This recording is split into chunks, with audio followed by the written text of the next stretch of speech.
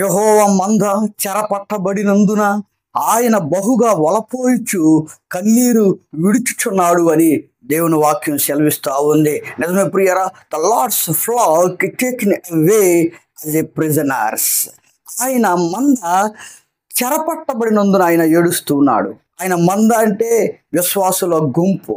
ఒక విశ్వాసి దేవుని యొక్క మార్గంలో నుంచి త్రుట్టిల్లినప్పుడు, దేవునిలో నుండి లోకంలోకి వెళ్ళిపోయే సందర్భంలో దేవుడు ఎంతగానో పరితపించిపోతూ ఉంటాడు. చాటున ఏడుచుదును అని దేవుని వాక్యం సెలవిస్తూ ఉంది. నీ గర్వమును బట్టి, మీరు తప్పిపోయినటువంటి ఆ యొక్క విధానమును బట్టి, సాతాను చెరలో పట్టబడినందున యేసుక్రీస్తు ప్రభువారు ఏడుస్తూ ఉన్నాడు, వలపోయిచు ఉన్నాడు, కన్నీరు విడుచుతూ ఉన్నాడు.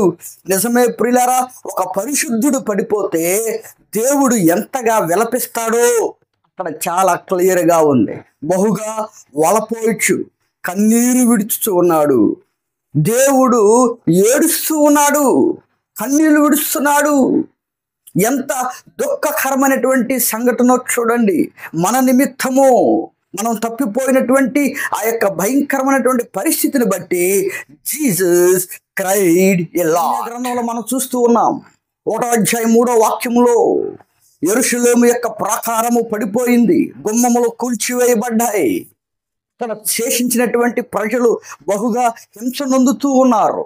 నిజమే ప్రియులారా, యెరూషలేము అంటే ఒక పరిశుద్ధతకు చిహ్నము. పరిశుద్ధత అనే దానికి యెరూషలేముని దేవుడు చెప్తూ ఉన్నాడు. ఒక పరిశుద్ధుడు పడిపోతే దేవుడు ఎంతగా దుఃఖపడిపోతా ఉన్నాడు. నెహెమ్యాని ఉజ్జీవింపజేశాడు.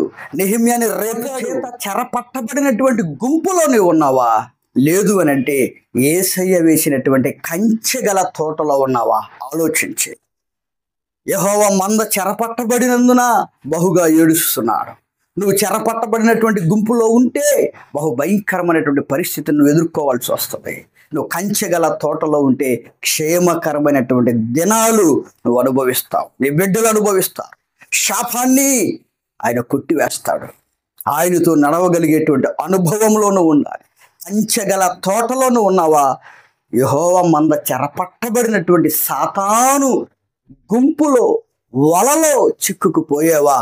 ఒక్కసారి ఆలోచించేసి today you have to take right decision to follow the Jesus. If you follow the Jesus Christ is always with you.